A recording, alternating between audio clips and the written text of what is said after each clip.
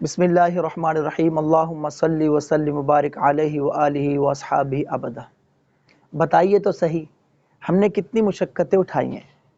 بتائیے تو صحیح کہ ہم نے کتنی تگ و دو کی ہے، بتائیے تو صحیح ہم نے کتنی جد و جہد کی ہے،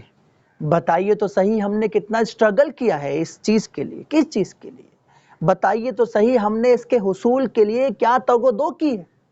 کیا مشقتیں اٹھائی ہیں، کیا ہم نے راتوں کا قیام کیا ہے، کیا ہم نے جو ہے دن کو محنت کی ہے، کیا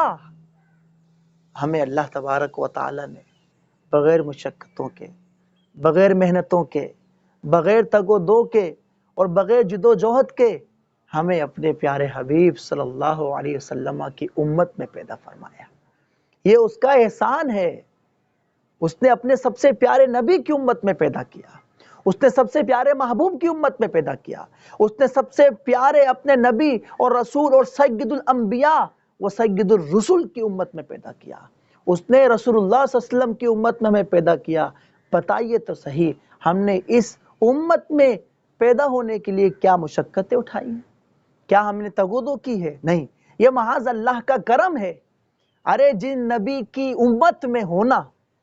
ایک نبی بھی سعادت سمجھتا ہے، تو بتائیے تو صحیح آپ کتنے خوش نصیب ہیں،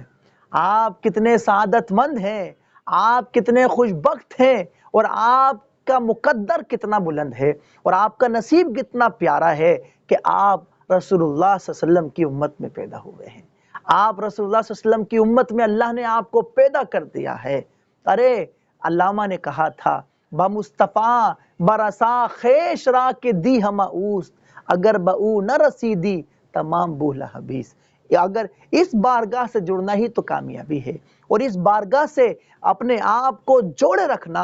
منسلک رکھنا، وابستہ رکھنا اور اپنے تعلق کو مضبوط رکھنا ہی تو کامیابی ہے۔ آپ اس